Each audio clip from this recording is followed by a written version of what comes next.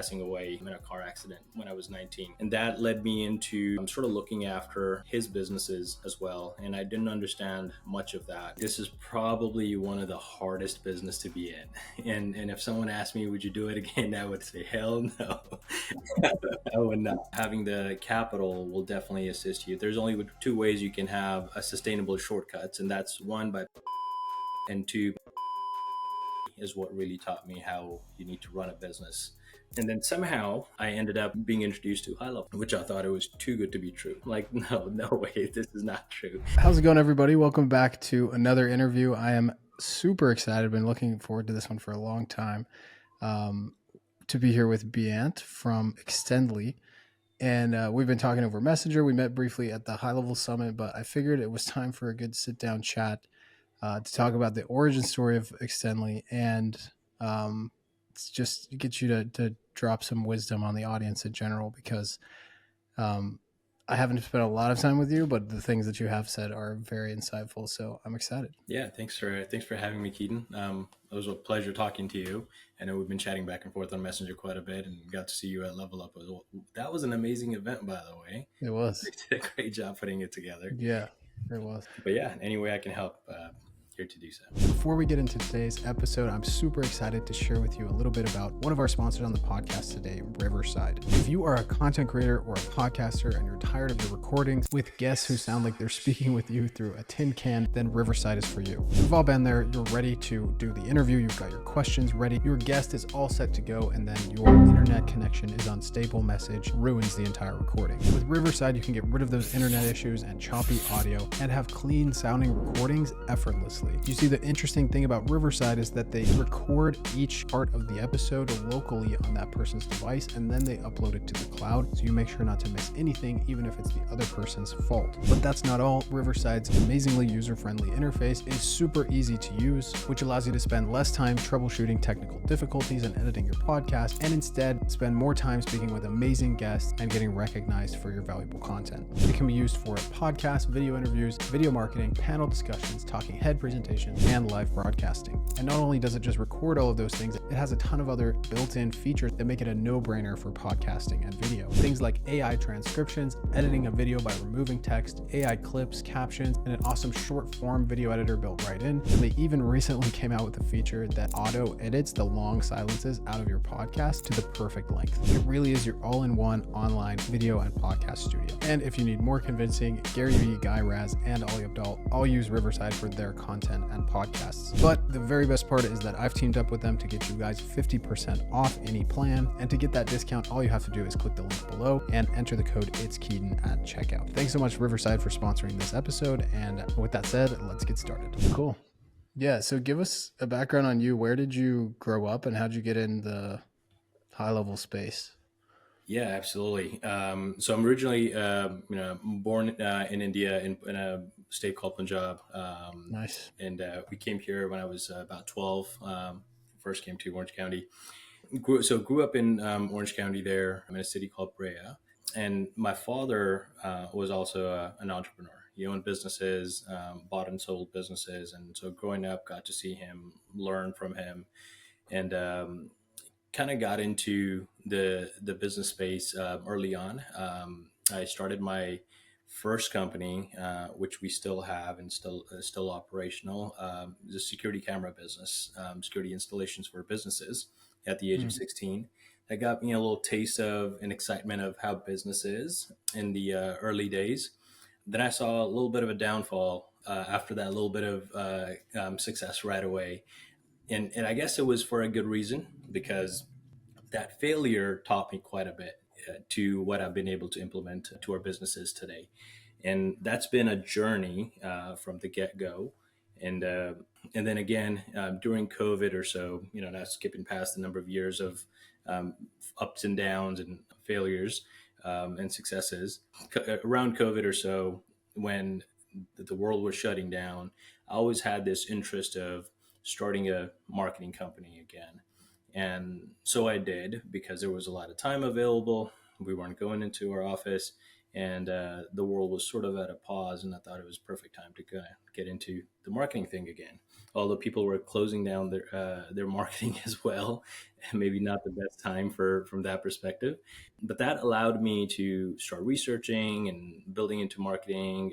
I reached out to my close friends and customers and family members and other relatives that I knew that could utilize the marketing efforts for themselves.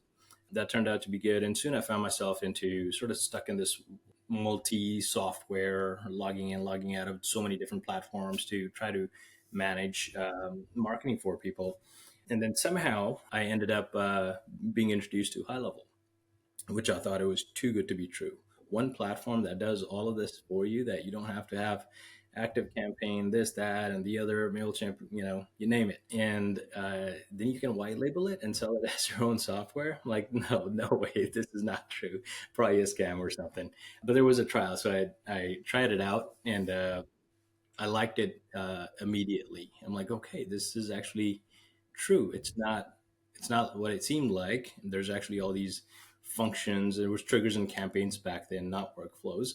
Uh, Yep. so dove deep into it. Spent a lot of time learning about it almost immediately. One thing led to another.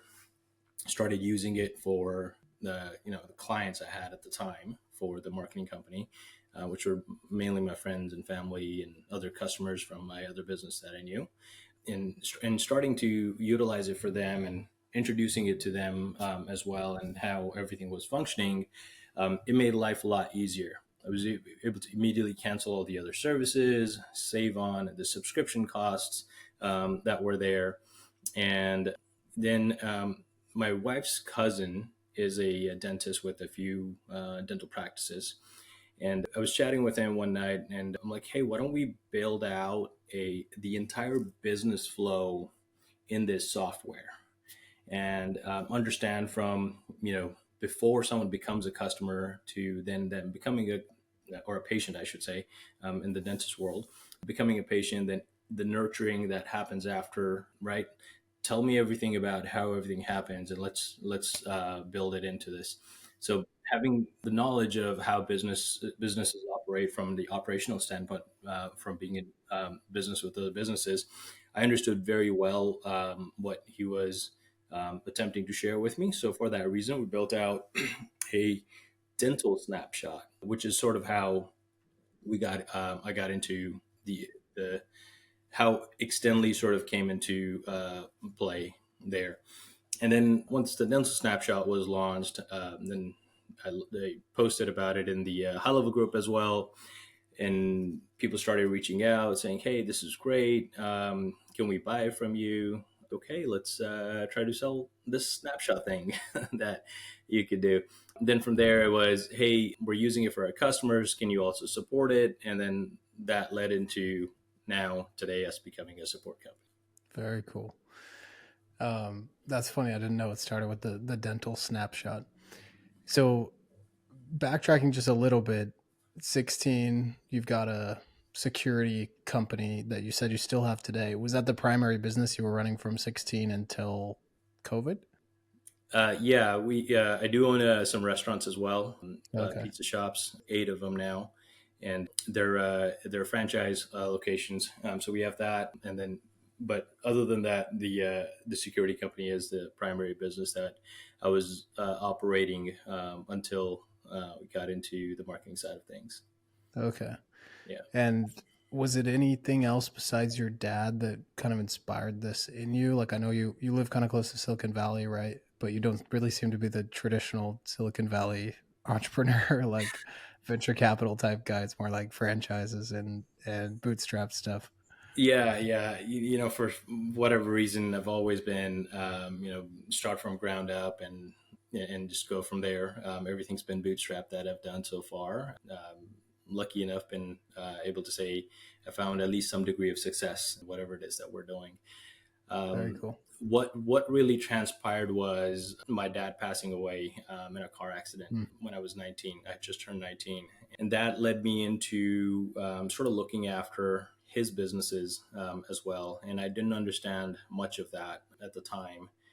And then he had a few partners involved as well, and kind of went down the road of, hey, let's just sell everything because your dad's not here, and he was the main guy who was running this, and your child can't work with you just yet, so it's better that we get out of it. So we did, and then from there it was the lack of experience of, at 19 you think you know the world and you can run any business for that matter, that taught me, okay, I don't know everything that I thought I knew.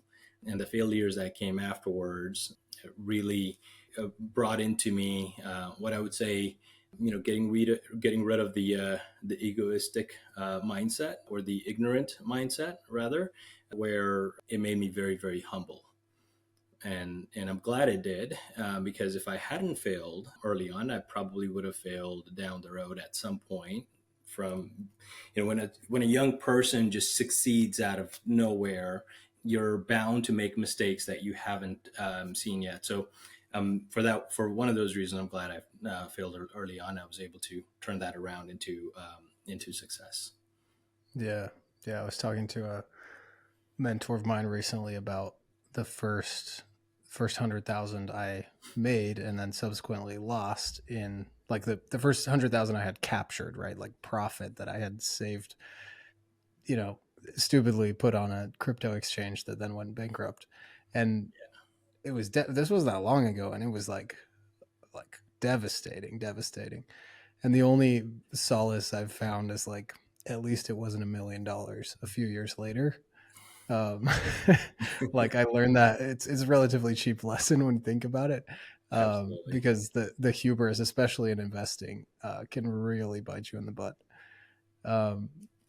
So I'm really fascinated whenever I talk to people who have multiple businesses. It literally breaks my head, because I'm like, I don't know if I'm just bad at it or I'm just like so one track mind, but running more than one business at a time is like, just sounds exhausting. And it is. But okay. All right. Good to know. So we could just move on from this topic then. But is there, like, do you have managers in place at the franchises and in the security company now? Yeah. But both of those businesses sort of run on their own. The security company, I ran it for quite a bit of time when I was fully immersed into it, involved in every aspect of it. And then learning, being able to delegate properly is what really taught me how you need to run a business. Early on, I tried delegating too fast and too early on, which is sort of what led me into some of those failures that we kind of briefed over. Um, that's getting into the details of those is a longer conversation. It's probably going to take an hour or two to get into that. But so being in the security companies, the day-to-day operations, I mean, I was your sales guy. I was the billing collections person. I was your installer. I was doing the site surveys, everything from A to Z. And then having that knowledge of how to do those items in your business, was able to use that to train other people to put in those positions, and then rely on that training that was provided to them, that they'll be able to replace whatever I was doing appropriately in those positions. And getting into that delegation portion is what then resulted in, okay, let's delegate this to this person, that person, and that person. Now the business runs on its own, and I can just sort of check up on it, make sure it's doing the things it needs to do, and applying that same thing on the franchise business side, the restaurants side, where and now because of that, I get to focus the majority of my time here on Extendly.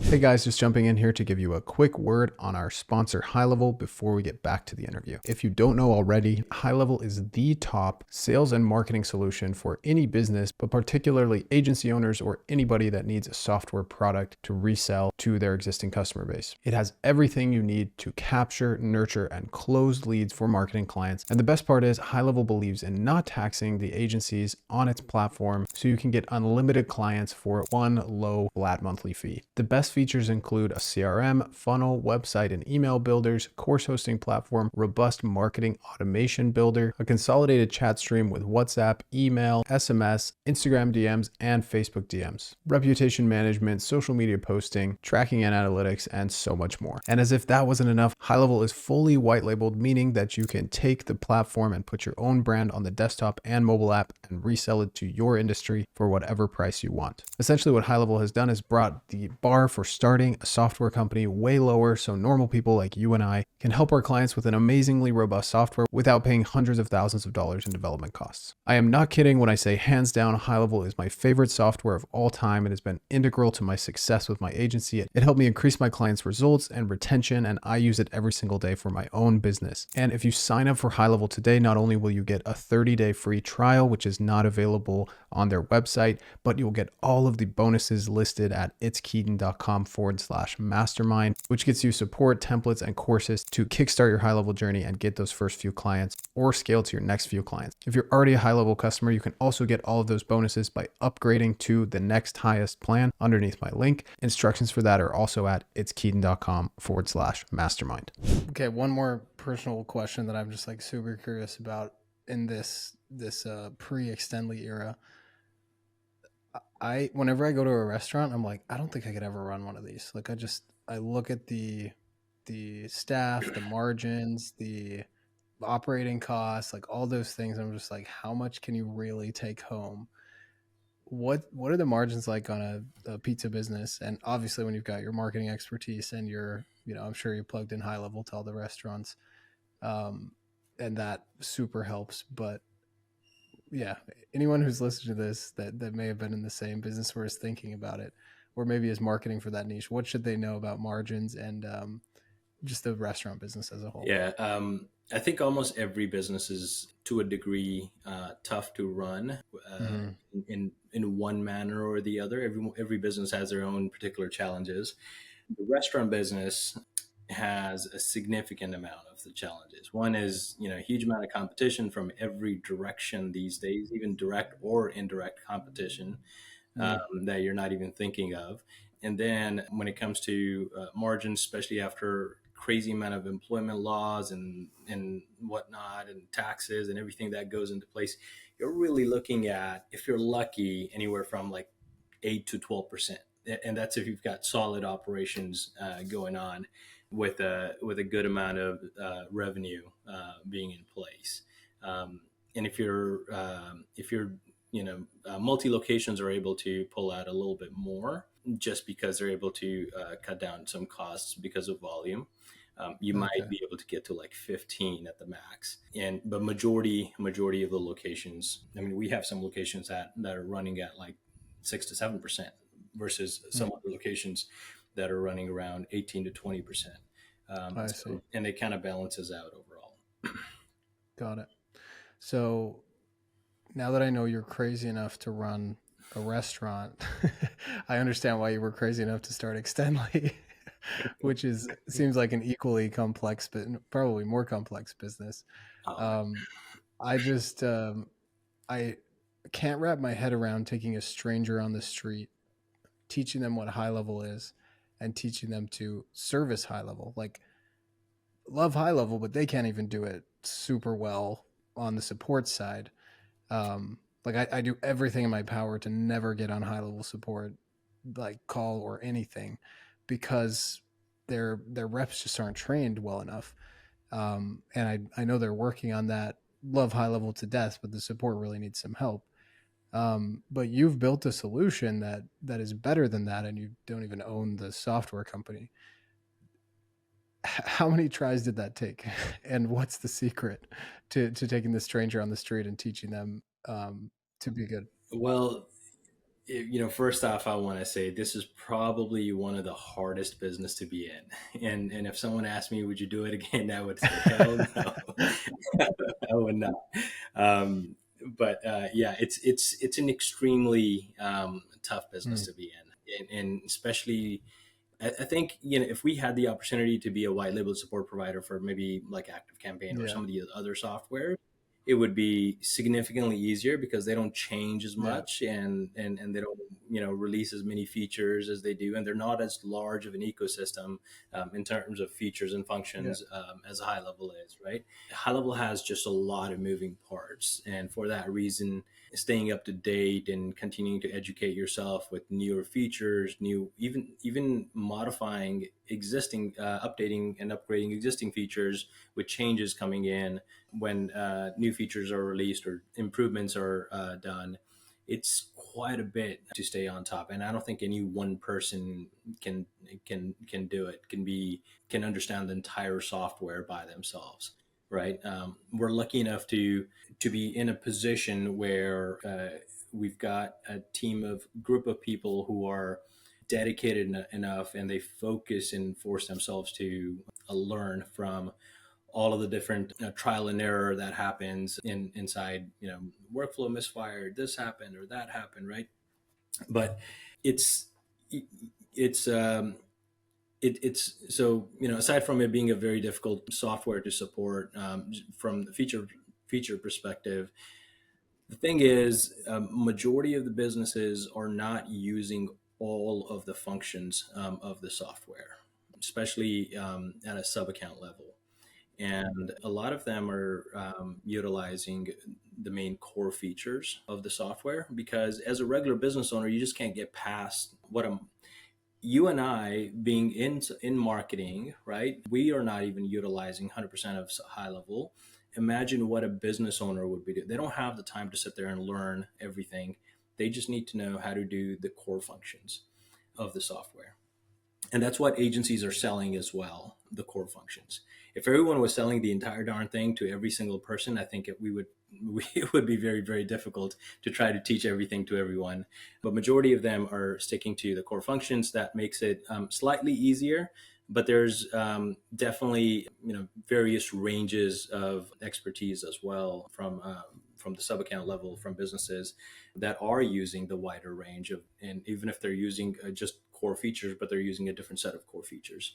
On our side, we've built what's called the Academy for HighLevel, which teaches our agents everything that they need to know about HighLevel. They run through level one, level two, level three tiers, and or they need to go through an exam to pass before they're on the support side taking up chats. It's really interesting what you said about the core features, because I really think the business becomes untenable if if you do have every single feature being sold. But what I've Yeah. noticed about the support reps that I've dealt with is they don't understand the context. It's like someone can send Hmm. in, like, I'm like, oh, I have an issue with the affiliate manager, let's say. This is my issue. And the support rep typically doesn't have the ability to say, oh, like, why are you trying to do this with the affiliate manager? You should try to do this with the form builder, or whatever the example is, right? Right, right, right. Would you say your The reps are strategy to behind that it. point? And how do you teach that part specifically, where it's like, it's not just, I can answer question, I can look at question and say, this is the wrong question, this is the right question you should be asking.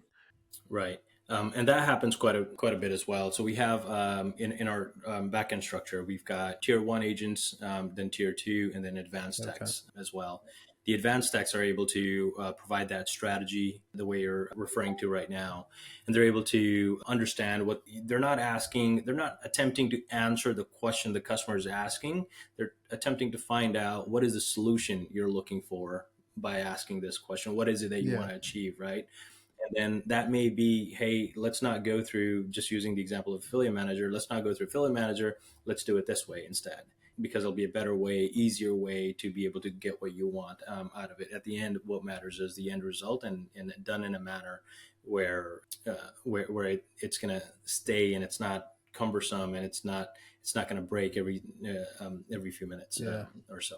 So that's where those guys step in to help with Yeah. that. Like solving the problem that's going to cut, is going to eliminate the future tickets, not just getting the ticket back ASAP, Like that's what people Correct. really want. They'd rather wait a few more hours and get the right answer than get the okay answer or the wrong answer within 2 minutes.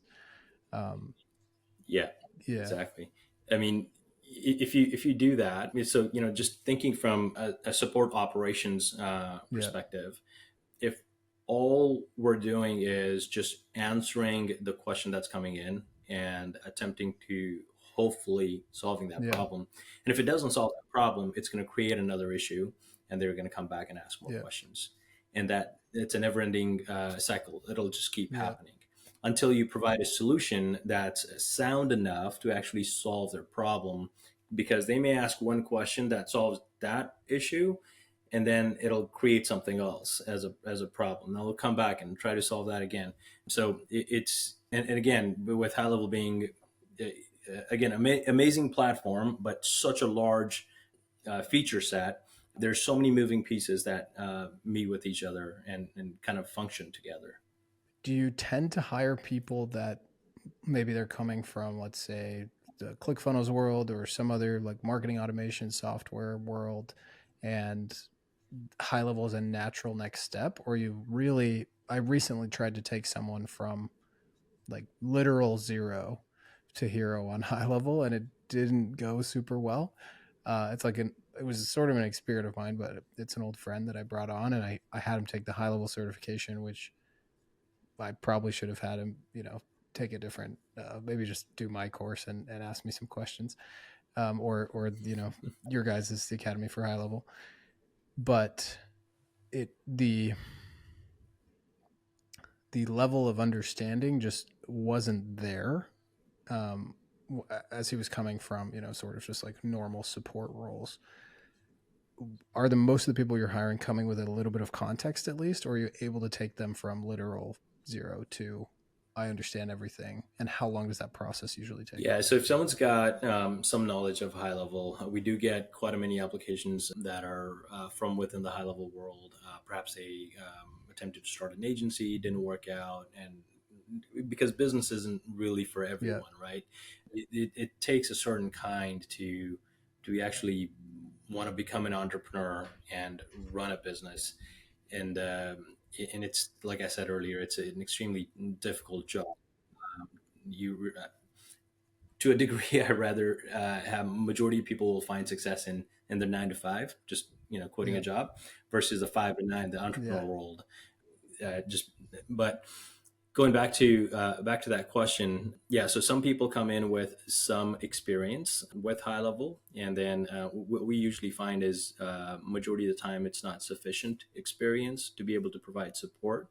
So we have to put them through our processes, teach them, make sure that they're sufficient enough to be able to be on support and understand the questions.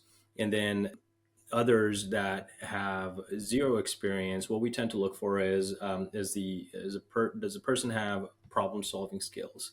Do they want to provide good customer service, or are they easy to get upset with, right? And if some of those things are a right fit, then we'll bring them onto the support role. We'll go through training with them. We'll generally start them off in a less of a involved role, where they're able to pick up and learn from doing repetitive tasks first, before moving Right. into other parts of the area, the company that's more involved with support. We do this thing called a memory test, generally on interviews, especially if someone's listed that they have some experience with HighLevel. And all the memory test is basically, show me where this is on HighLevel, tell me what this screen looks like, right?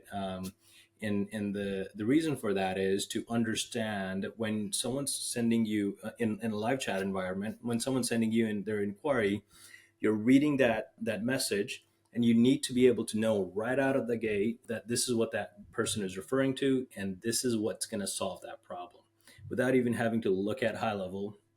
Because as soon as you start looking at it and trying to troubleshoot, now their wait time has increased, and they're spending a lot more time to try to solve that Mm, problem, that because now you're trying to figure out what the yeah. heck to do and how to solve that problem, right? And so a lot of the times that memory test comes in really handy, and it sort of sets up the expectation from the agent as well, knowing that that we will need to answer questions quickly and Got it. efficiently. Do you pay for the training? We Okay. do. And how many reps do you bring on in a month, would you say? Recently, that number has increased. We are, at this time, we have 27 open positions that we're Wow. trying to fulfill that are just in support. We're a little bit over 100 team Wow. members at this time. And I think we brought on about 30 new. We've had to let go of some people as well, just because they don't work Mm. out, but about 30 new people over the last couple of months. Wow. Okay. I love what you said about doing the repetitive tasks, because I had something that was like stumping me yesterday, and then I was like, "Oh, this is why." And it was I was searching for a certain folder inside the email templates, and the folder was newsletter. And then when I clicked on the folder, there was nothing in it. But I was like, I know there's emails in it. And it's because I still had newsletter typed in the search bar. So when I deleted newsletter, then it showed up. And it's one There of you those go. things where like most beginner support reps are going to overcomplicate something like that and just be like, it's broken, you know? And It's someone broken. who has it's like this attitude you have to teach toward the software, where it's like, turn it off and turn it back on again, essentially. Try that a couple times, click in and out. Like, think Occam's razor, like, what's the simplest explanation here? And if you can get that, it's actually, probably 80% of problems are pretty solvable fairly quickly, as long as you know where to click and how to do it. And you forget, being Yeah. in the software so much, I forget. Like, I'll click around. I did my workshop with HighLevel recently, and I was just like, okay, you're gonna click here, you're gonna click here, you're gonna click here. And Paulson's like, whoa, slow way down.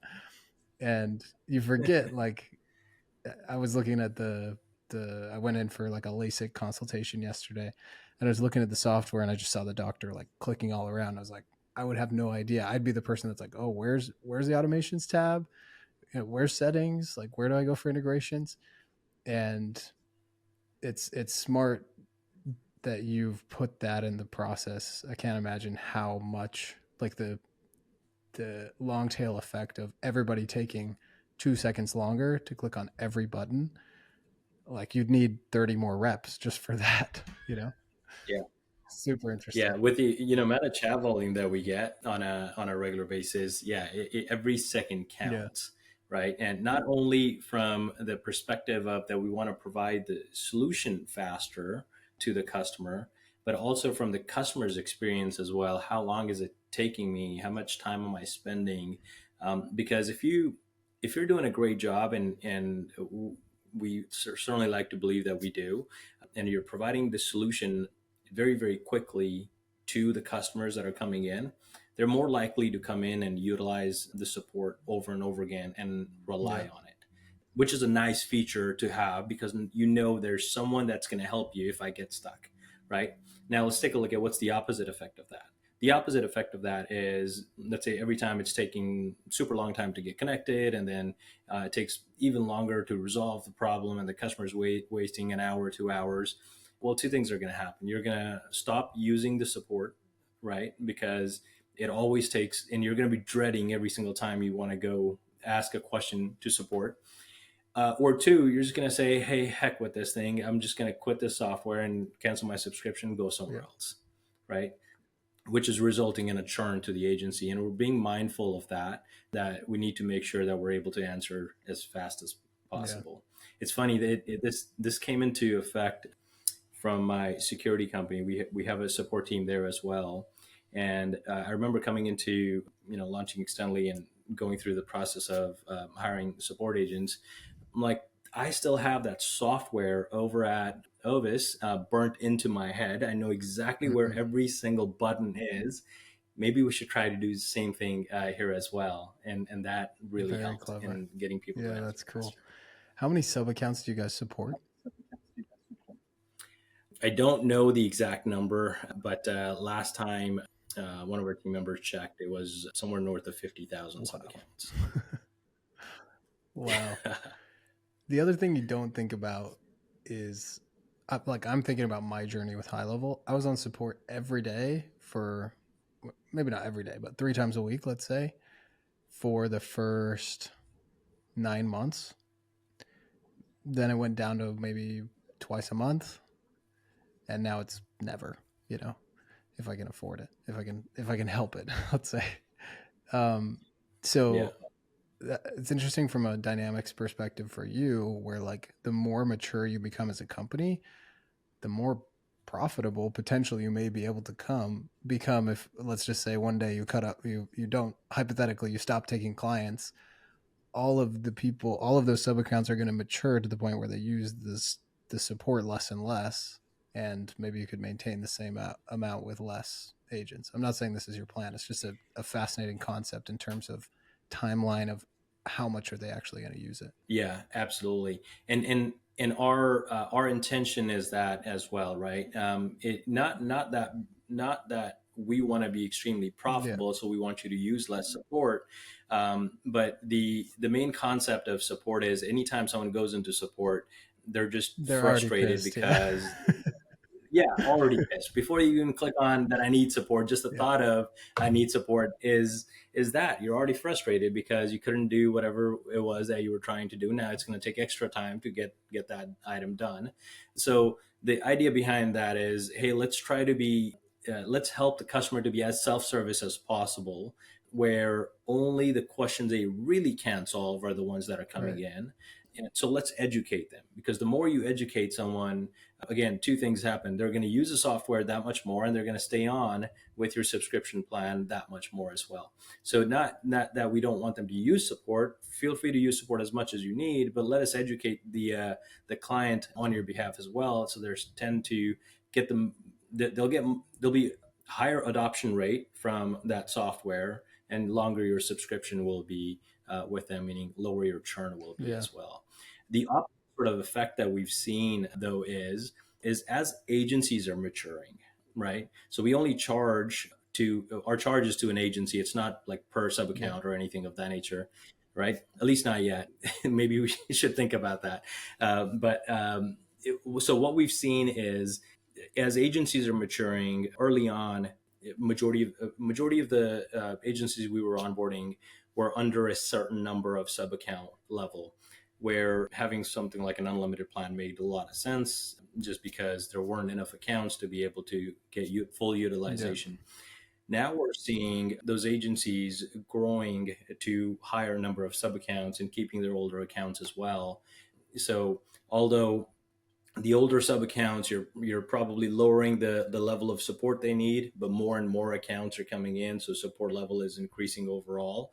And that's very interesting to see that agencies are actually growing within this Yeah. ecosystem, and it's sustainable growth as well. Yeah. And I feel like most of the people you work with probably aren't even agencies, are they're more on the SaaS side. Am I correct? Yeah. Correct. And Yep. the trend I've been noticing is I have a franchise, or I have a real estate brokerage with 50 agents. I have whatever else, and like it's insane because they find HighLevel, they already have the distribution method. You guys provide the support, and it's like, all right, all I have to do is send an email and set up a website basically. um and those guys can just, they could, I mean, you guys are built for it now, but back in the day could have floored your entire support team in a day. And it's the longer Oh, HighLevel's around, the more sophisticated the people are that are coming. Like they're like, okay, maybe this isn't a fad. um, this is pretty cool, and they can literally build a business they could sell for $1 million or more next year overnight, essentially, um, which is pretty wild. absolutely. And people are doing that. Yeah, People are getting up there with thousands of sub accounts in there, and their revenue is sustainable as well. They're becoming highly profitable businesses. One, it's a SaaS.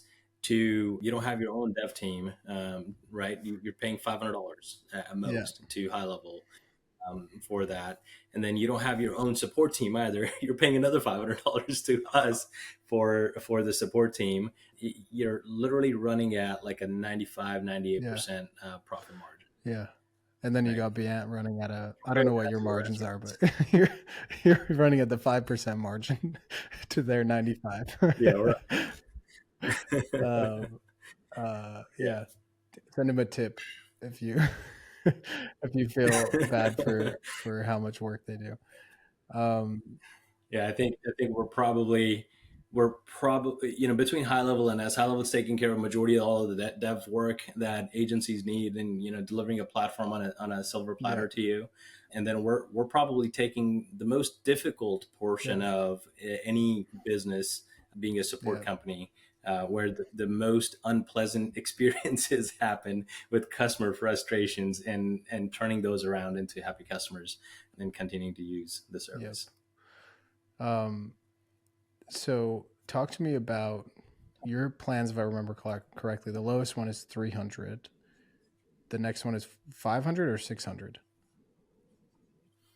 Yeah, currently, so it's $299 per month for up to 10 sub accounts, where we'll provide managed white label support on your behalf.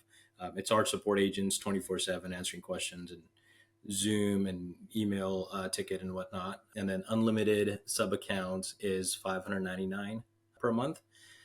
But we just finalized, and this is an announcement pending to happen probably next week. That will happen. We just finalized a support OS. Essentially, it's the plan is called Support OS. It's taking all of our software and allowing the agency to plug in their own team members Very to cool. provide support to them. Right. So if you don't want to use our white label support, no problem. Take all of our software that's already built, everything around high level. You don't have to have a knowledge base team. We have that. You don't have to have news and announcements, feature releases. We have that, right? Everything that we have that's built all around high level and high level assets. And that'll start at 99 bucks a Wow. month. You know what's cool is when I was reviewing you guys, I was like, man, depending on how big your business is, you don't even need the support agents. And with ChatGPT, Right. like probably like if you were, let's say you're one of these people that's like they get 20 sub accounts from all their friends in their local area and they're charging them all 300, and you're just like, I have a guy in my community that's like this, and he's retired, he's just like doing something fun. And if he could throw in a $99 subscription with the support, like real support, instead of him having to answer his phone all the time, like it's the most worth it thing in the world. And then, you're like, oh, accidentally brought on 10 more customers, which it seems like some of these guys are doing. It's probably worth the upgrade to the $5.99 a month. Uh, Yeah. yeah, it's so cool. Very smart too. It reminds me of Elon bringing down the cost of the Tesla. It's like, how can we just make this more affordable? Instead of the Right. classic guru advice, like raise prices, charge more. Raise prices. Um, yeah, very cool. So, talk to me about your onboardings. This was the biggest difference I noticed between you guys and the other providers in the space. At some point, there's an unlimited onboarding, um, and you guys will always charge for onboardings, I assume, which I assume allows you to keep that subscription fairly low, at the 599. I don't know if you have plans to add on maybe a higher tier after that with 50,000 sub accounts. If I've heard that some of the highest accounts at HighLevel have 4,000 sub accounts. So at 599 a month, I'm Yeah. not sure how profitable you are on that. Yeah, we've got a few of those customers. They're running around Wow. 3,800, And 3,500 sub they pay account, 599. and they pay 599 a month. Yeah. Yeah, you got to figure out some kind of a upgrade plan there, I think. But Yeah. We're releasing an enterprise okay. plan to provide better support services to Yeah. clients of that size. Just because, not that it doesn't make sense just from the numbers perspective. One, yes, it doesn't make Uh-huh. sense from the numbers perspective, but also when you're at that level of number of accounts, you want to make sure that your churn is extremely Yeah. controlled, right? And to do that, you need even higher level of Mm. services. Majority of if I'm in that position, I would say, hey, forget trying to save money on support by paying $600 to someone. Let's bring in-house agents and train them. But when you look at that type of cost to be able to provide 24/7 support services, because now your customers are already Yeah. spoiled. They've been getting 24/7 support Mm-hmm. services.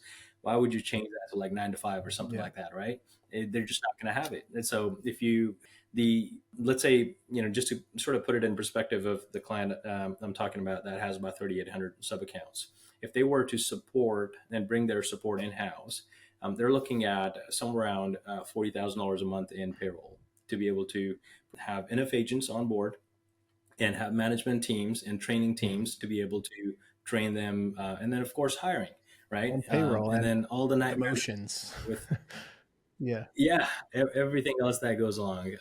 So we're looking at, okay, how can we take a look at this, still keep the cost low because we have the benefit of volume on our Yeah. side, right?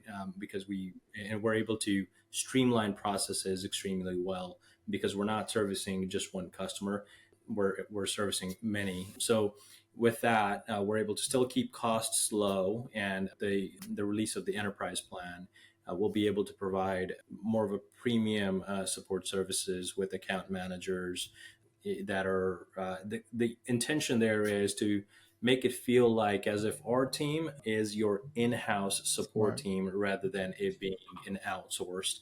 So work with them to that last mile service as well and help them resolve as many issues as Yeah. possible. How are most of the people with that many sub accounts growing from your peek behind the curtain? Everyone's got a little bit of a different model. We're actually doing a workshop later this month that we're bringing in some of those customers at different levels Dang. in number of sub accounts to ask them, what is your day to day like in your business, right? What's the advice you have for everyone else who's trying to grow and follow the same footsteps you have? And understand really what does it take from everyone running it and how are they running it, running their businesses Yeah. differently as well. So that'll be interesting to see. Yeah. Very interesting. What's the story behind your SaaSpreneur award?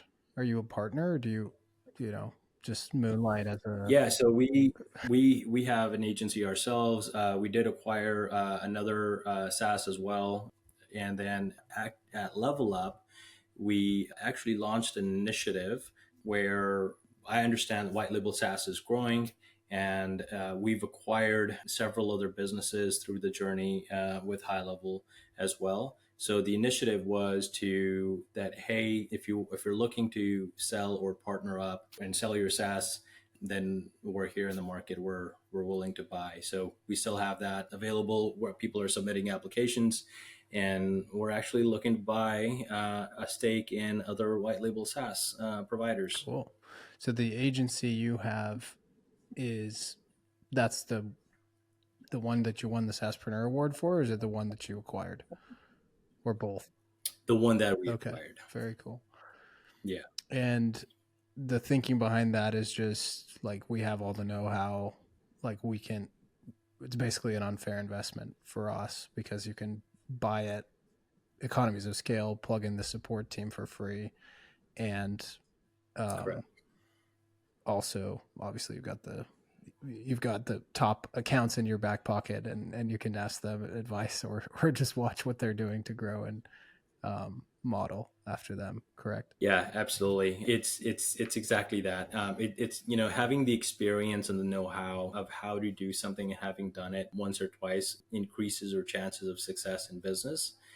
And you don't get extra rewarded or extra credit or anything for doing the most Yeah. difficult thing in the business and trying to prove it to Yes. someone, right? So we're hoping this will make it easier on the people that are trying to grow.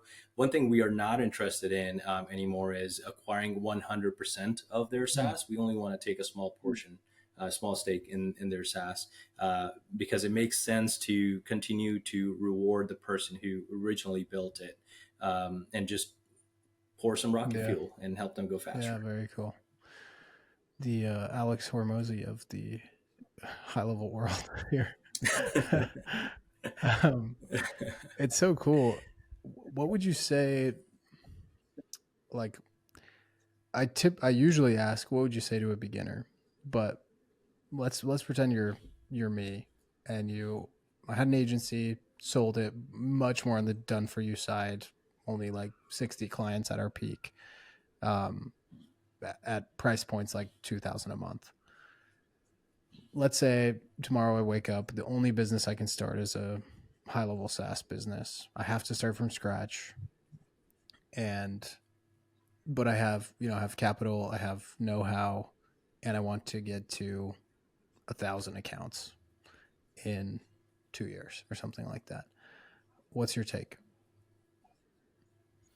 So the experience will definitely assist you. Having the capital will definitely assist you. There's only two ways you can have a sustainable shortcuts, and that's one by paying for it, and two by time, Yeah. right?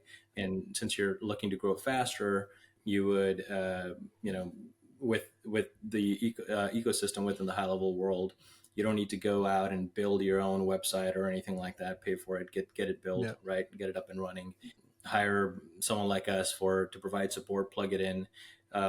We've had several successful affiliates of HighLevel and other SaaS startups that have launched right out of the gate with like 500 Wow. accounts on day one, right? And they're using our support services. And you know this gentleman named Adrian, right? Adrian Yeah. Brembula. Mm-hmm. So he recently launched his SaaS, and he documented about it on the high level group as well. And he had over 500 accounts day one. And him and I got on a call afterwards. He goes, "My customers are coming in and telling me support is so fast." And then I realized I have you guys on. And so um, it's being able to shortcut by not having to build from ground up really enhances your chances of success. And then normally to a beginner, I would suggest, hey, go ahead and connect with your network and reach out to the first 5 or 10 customers with your network that way you're confident in being able to pitch your SaaS to someone else. But someone more experienced, you would already do that right out of the gate Mm-hmm. regardless, right? You would have a few beta customers on, you would test out your services, and then you would automatically go into like paid ads or something to acquire more Yeah. customers. Do you see a lot of those big accounts doing free trials or no? We see a little bit of both. Free trials is one way to get to lower the barrier of entry. But what really works really, really well is a money back Hmm. guarantee. And so, the idea is risk reversal, right? The customer feels like, hey, I don't want to pay for it if it's not going to work Yeah. out. Well, you've got a solid money back guarantee, and the fact that they're putting in their credit card and letting the amount be Smart. charged day one, they're a little bit more committed than that free trial Yeah. person who just wants to try it out. It's so cool. It's such what an age we're living in. The uh, I'm not allowed to say business in a box, not a business in a box, but close to close to that as humanly possible in arguably the best business in the world, SaaS, and they're Absolutely, just giving it to us. What's your take absolutely. It's on that? The niching. Well, first of all, niching down. Do you see a lot of people like quite broad with that many sub accounts?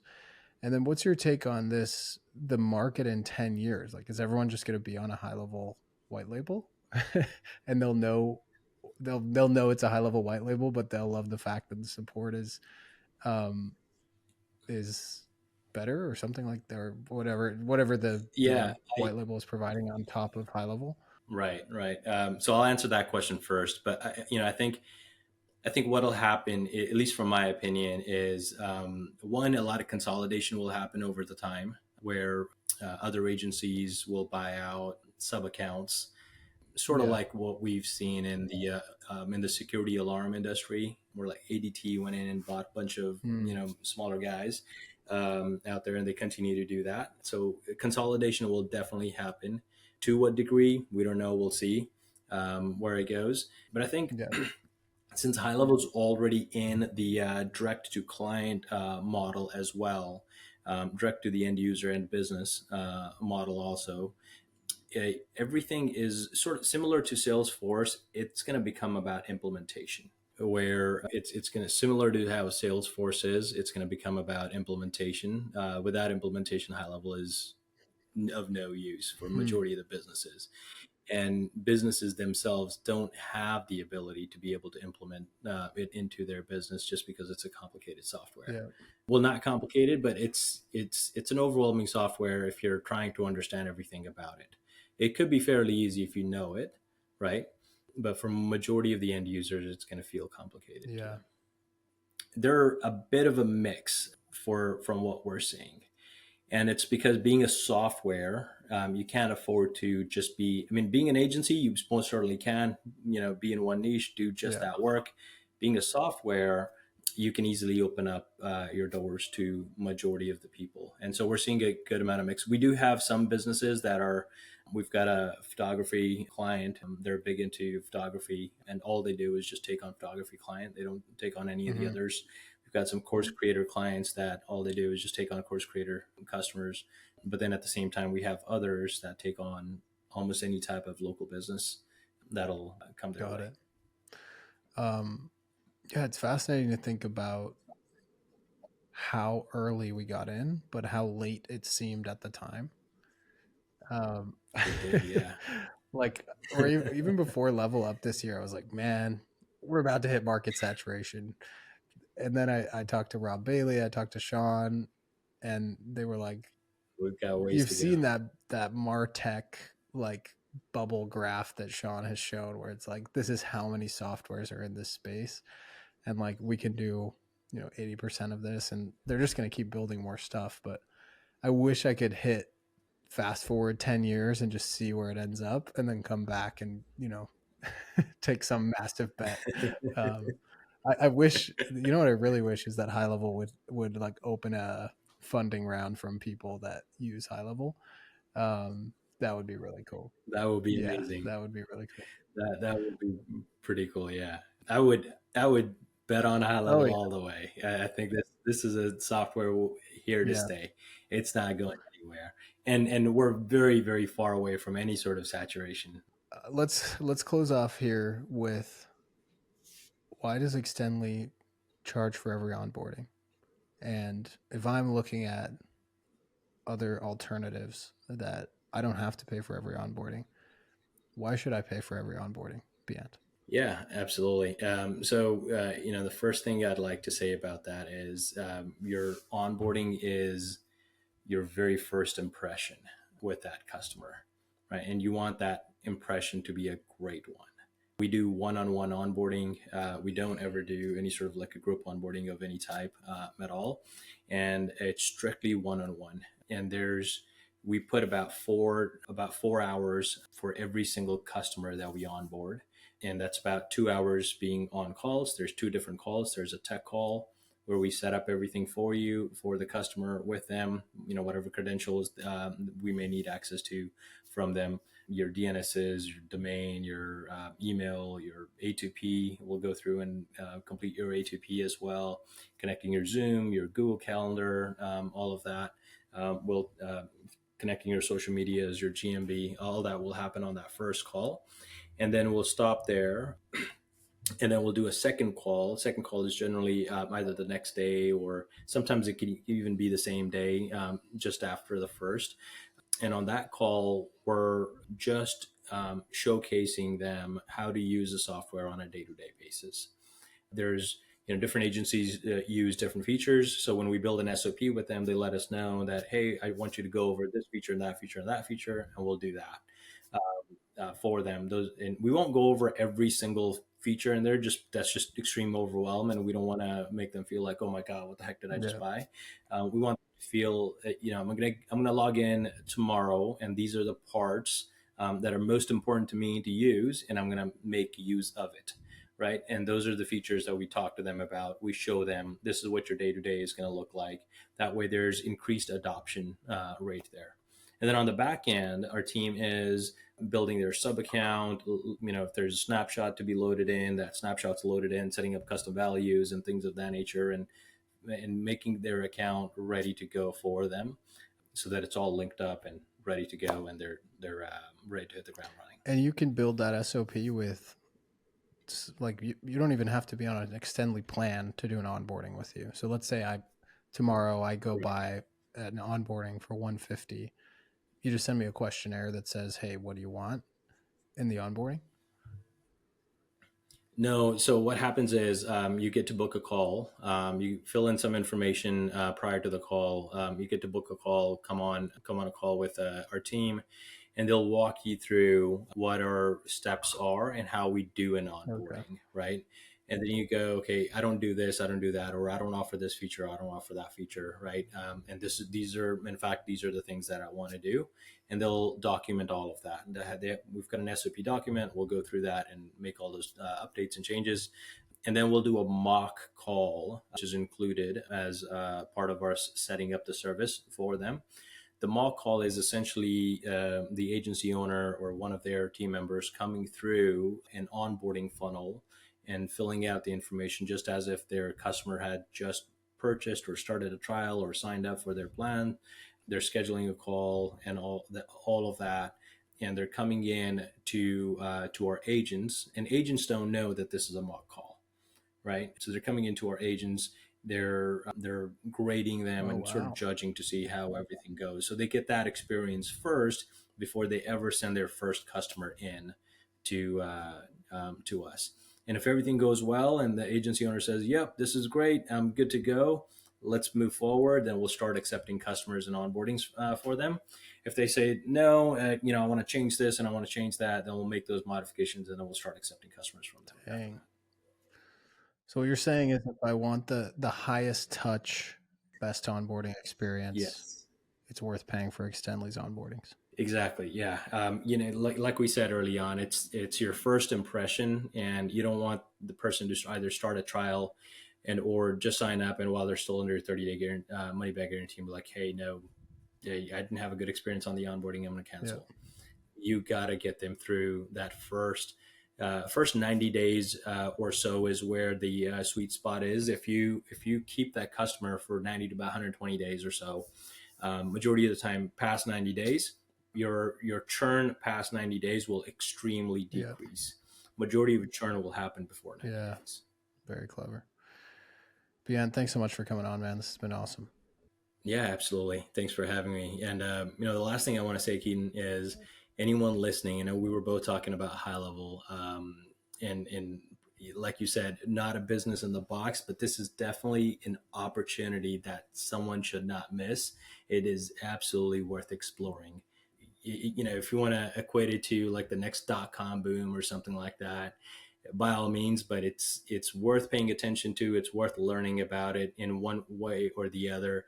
Even if you're not starting a white label SaaS, if you're going to become an admin or Yeah. something, some other way, it's worth paying attention to. Yeah, it's so true. I was talking to a buddy of mine who sells software for, I can't remember if it's Weave or Podium, but I was like, Mm-hmm. imagine you could just, like, you're already selling all day. You're making the cold calls.